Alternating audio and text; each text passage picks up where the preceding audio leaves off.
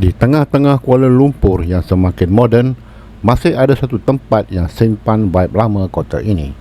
Tempat yang dulu jadi pusat perdagangan, sekarang jadi tempat orang cari seni, budaya dan nostalgia. Ini bukan sekadar tempat pelancong. Ini Pasar Seni Kuala Lumpur.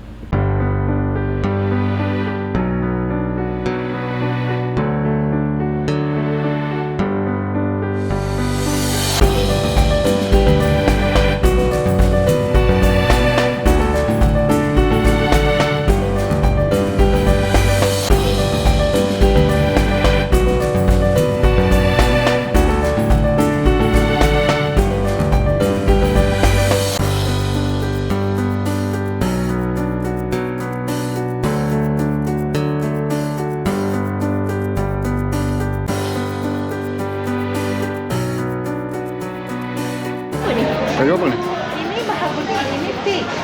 Kayu apa? Garu? Mahagoni. Oh, mahagoni. Oh, mahagoni mahal loh. Kayu dia mahal. Ini sukas. Benda paling best pasal pasar seni ni suasana dia. Dia ada campuran vibe lama Kuala Lumpur dengan energi bandar moden. Kalau korang jalan-jalan perlahan, setiap lorong dekat sini ada cerita sendiri. Ada artis jalanan, ada penjual lukisan, ada orang jual barang rare, ada, dan kalau korang suka jenis fotografi atau cinematic street footage, kawasan ni memang syurga visual. Warna-warna dekat sini hidup. Kadang-kadang benda-benda pelik. Paling menarik bukan tempat besar, tapi manusia yang lalu dekat depan kamera.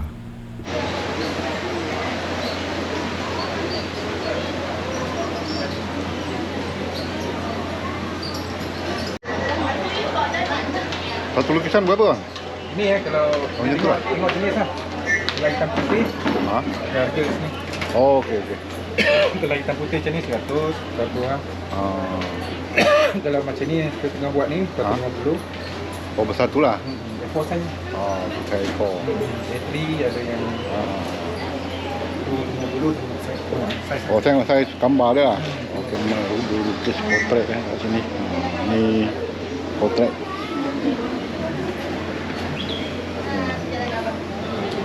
Studio Mona Lisa. Oh, banyak lah.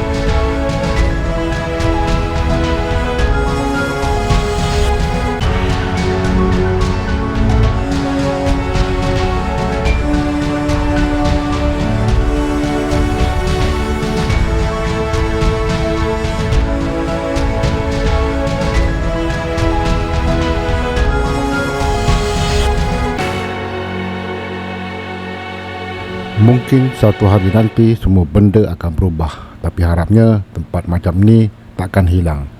Sebab dekat sinilah kita boleh rasa denyut sebenar Kuala Lumpur. Dan pasar seni masih berdiri macam saksi pada perjalanan kota ini. Aku Street File, jumpa lagi dalam perjalanan seterusnya.